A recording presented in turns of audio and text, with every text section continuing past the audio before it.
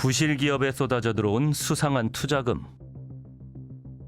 PD수첩은 IMS 모빌리티에 30억 원을 투자한 신한은행의 내부 자료를 확보했습니다.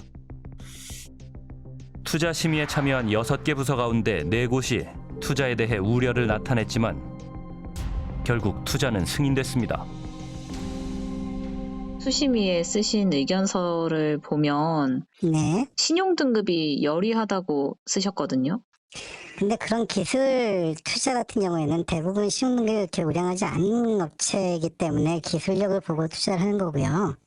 그거는 이례적인 것이 아니고 지금 사후적으로 이게 문제가 되다 보니까 이제 자꾸 이렇게 그런 식으로 얘기가 나오는 건데. 쓰신 의견에 보면 이 한 주주의 주식을 이제 매입을 해주는 거를 인지를 하고 쓰셨더라고요. 그런 건 아닌데. 아직 지금 이게 답변하는 게 네. 좀 부담스럽네요. 마찬가지로 30억 원을 투자한 카카오 모빌리티. 카카오는 당시 여러 법적 현안에 직면해 있었습니다. 창업주는 주가 조작 의혹으로 금감원 조사를 받고 있었고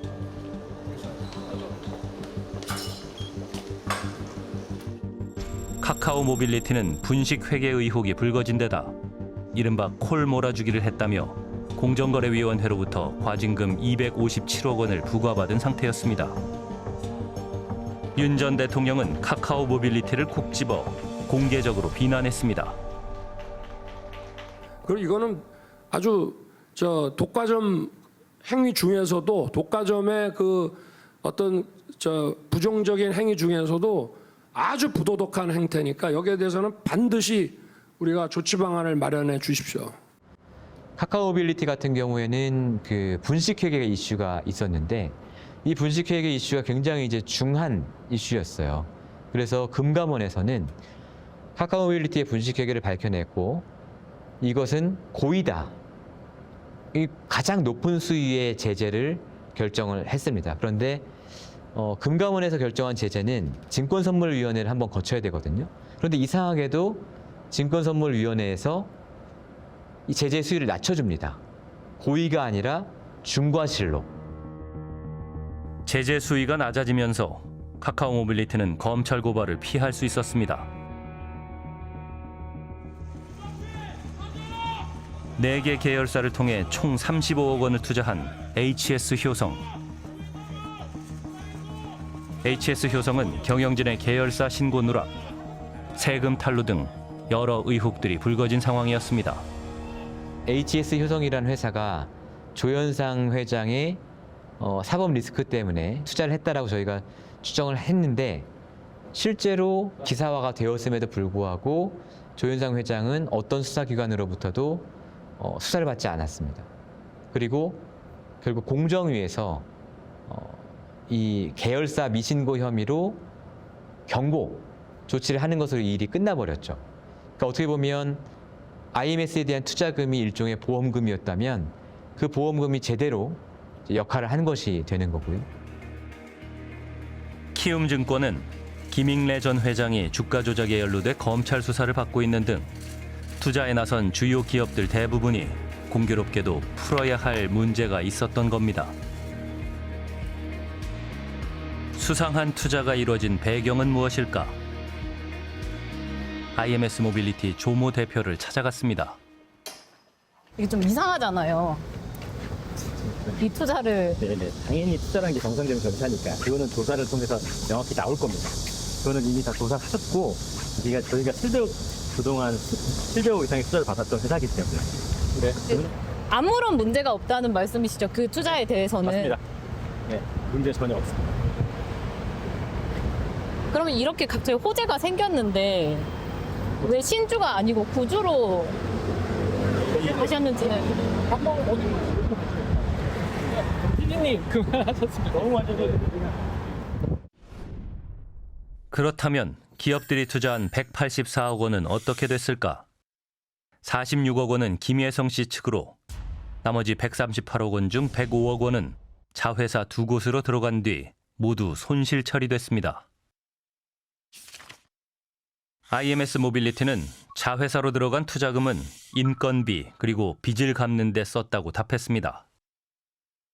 이 184억 투자에 대해서는 제일 의아한 부분이 46억 원 기존에 발행된 주식을 주주의 주식을 사주는 형태로 빠져나가고 나머지 돈은 다 자회사의 대부분이 다 투자됐단 말이죠. 근데 그 자회사에 투자한 대부분이 바로 그해 안에 다 손실 처리가 됐어요. 이게 말이 되느냐. 정상적인 투자사라면 대표이사 자리는 물러났을 가능성이 높고 형사고발 조치까지 일어났을 가능성이 높습니다. 그런데 여기는 보면 투자한 펀드도 가만히 있고 그 펀드에 투자를 한 대기업들도 별 조치가 없는 걸로 보입니다. 어떻게 이렇게 모두가 180억의 행방에 대해서 평화로울 수가 있나. 그 기업에 투자는 과연 정상적인 투자였을지 혹은 그 기업들의 그 사법적인 문제를 해결하는 창구로 김예성이 김건희를 내세워서 투자받은 것은 아닌지, 그렇다면 그것은 배임으로 의유를 할 수도 있는 사안입니다. IMS 모빌리티에 투자한 기업들의 입장을 듣기 위해 연락을 취했지만 모두 특검 수사가 진행 중이라 구체적인 답변이 어렵다고 답해왔습니다. 이득을 본 사람 딱 한 명 있잖아요. 김예성 씨의 부인의 그 법인. 일단 거기는 구주 매각을 해서 돈을 챙겼죠. 그리고 눈에는 보이지 않지만 이 거래를 통해서 투자자들이 뭔가를 요청을 해서 그게 관철이 됐다면 이들도 손해를 본 건 아닐 수 있어요. 이거는 그냥 뭔가 대가를 바라고 돈을 그냥 밀어준 거예요. 46억 원의 행방을 묻는 PD수첩의 질의에 김혜성 씨 측은 35억 4천만 원은 IMS 모빌리티 대표에게 빌려줬고 나머진 세금 7억여 원 등으로 사용됐다고 답했습니다.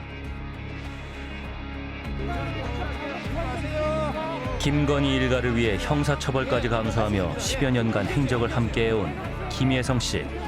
지금 대통령께서 국민희망 그 연결고리가 이어진 집사 게이트.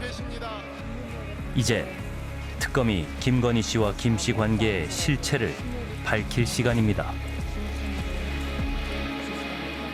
이번에 IMS 모빌리티에 대한 그 투자의 설계부터 또 투자금의 유치, 또 그 투자금이 어디로 흘러갔는지를 전부 다 설계하거나 알 수 있는 사람은 김혜성 씨밖에 없다.